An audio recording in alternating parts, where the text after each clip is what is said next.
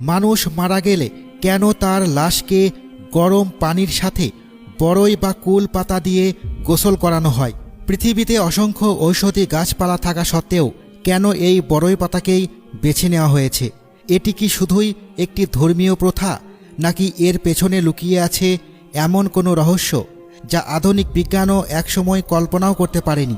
এই প্রশ্নই একসময় নাড়িয়ে দেয় ফ্রান্সের একদল গবেষককে। তারা মুসলমানদের জীবনযাত্রা, ধর্মীয় রীতি ও অনুশীলন নিয়ে বিস্তৃত গবেষণা শুরু করেন।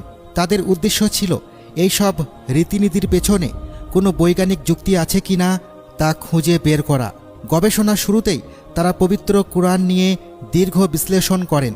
শুরু থেকে শেষ পর্যন্ত বহুবার পরীক্ষা করেন, এমনকি কোথাও কোনো অসঙ্গতি বা ভুল আছে কি না তা খুঁজে বের করার চেষ্টাও করেন।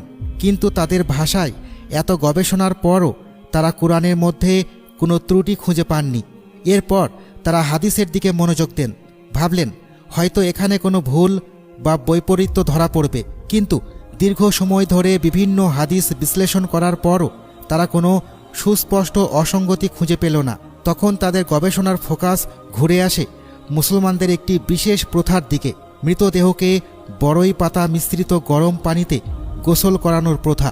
গবেষকরা সিদ্ধান্ত নিলেন এবার সরাসরি পরীক্ষা করে দেখা যাক। তারা একটি পাত্রে পানি নিয়ে মুসলমানদের ব্যবহৃত পদ্ধতি অনুসারে তা গরম করলেন এবং তাতে বড়ই বা কুল পাতা যোগ করলেন। এরপর পানিকে আরও উত্তপ্ত করা হলে দেখা গেল পাতাগুলো ধীরে ধীরে গলে পানির সাথে মিশে যাচ্ছে। বিষয়টি আরও গভীরভাবে বোঝার জন্য তারা সেই পানিকে গবেষণাগারে নিয়ে গিয়ে বিস্তারিত পরীক্ষা চালান। ল্যাবরেটরির পরীক্ষার ফলাফল দেখে গবেষক দল সত্যিই হতবাক হয়ে যান। তারা দেখতে পান 4 থেকে 10 মিনিট বড়ই পাতাসহ পানি ফোটানোর পর সেই পানি এক ধরনের শক্তিশালী, সম্পূর্ণ প্রাকৃতিক অ্যান্টিসেপটিক তরলে পরিণত হয়। অর্থাৎ এটি জীবাণু ধ্বংস করতে সক্ষম একটি প্রাকৃতিক পরিষ্কারক উপাদানে রূপান্তরিত হয়। এমনকি বাজারে পাওয়া দামি অ্যান্টিসেপটিক ব্যবহার করেও সবসময় এতটা বিশুদ্ধ ও প্রাকৃতিক জীবাণুনাশক পানি তৈরি করা সম্ভব নয়। এই আবিষ্কার তাদের মনে আরও বড় প্রশ্ন তৈরি করে।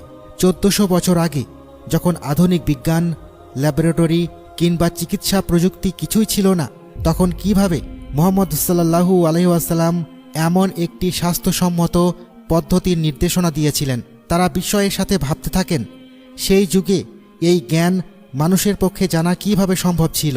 গবেষণার এক পর্যায়ে তারা কুরআনের সূরা আন-নাজমের আয়াত